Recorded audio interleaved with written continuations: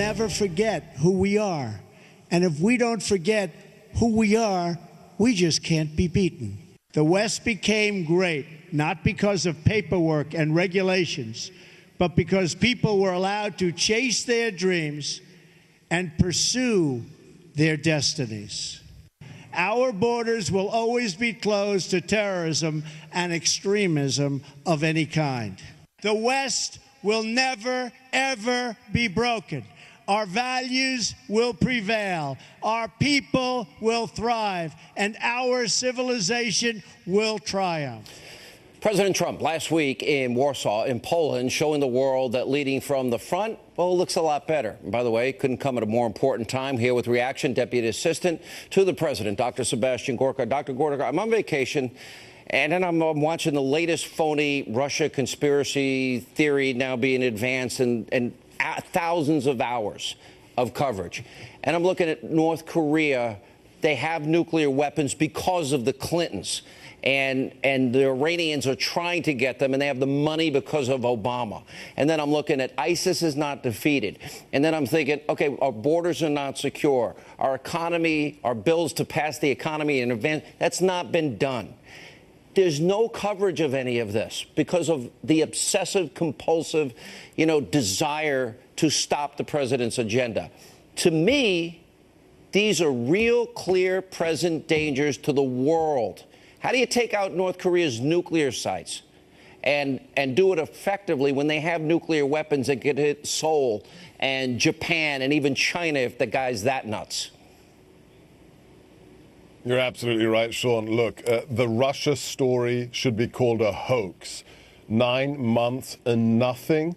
Absolutely nothing. They're desperate now with this story about the president's son. On the contrary, if they wanted to find about Russian influence in American politics, look at John Podesta's company. Look at the uranium deal when Hillary was Secretary of State. In the meantime, what about the real story? The Iranian deal or the Uranium One deal? You said uranium? Uranium One. Uranium deal. Yeah, right. Absolutely. In the meantime, let's look at what the media should be reporting if they weren't politically motivated. In the last 24 weeks, it's stunning. Look at the decrease in illegal migration. Look at what we've done with regards to NATO. Look at what happened today. Mosul has been liberated. Think about that. We've been in office for less than 6 months.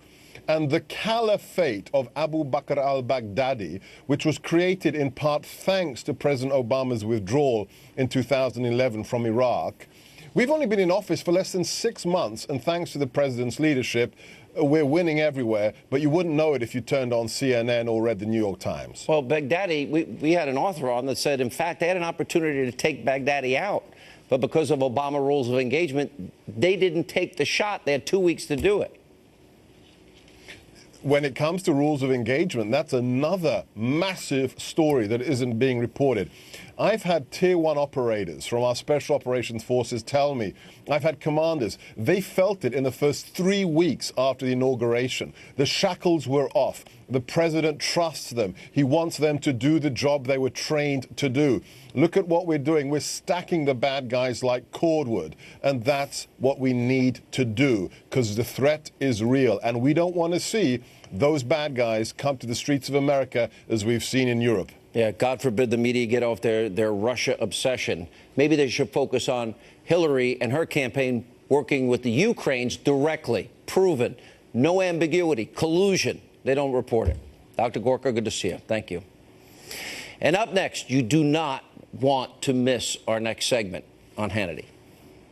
And I would rather die than listen to CNN for the rest of my life with a 1 star in the Apple Store. All right, conservative Twitter sensation Terrence Williams, he gets the last word. He's taking on fake news and much more. We'll play you that tape in its entirety. Terrence's last word, straight ahead.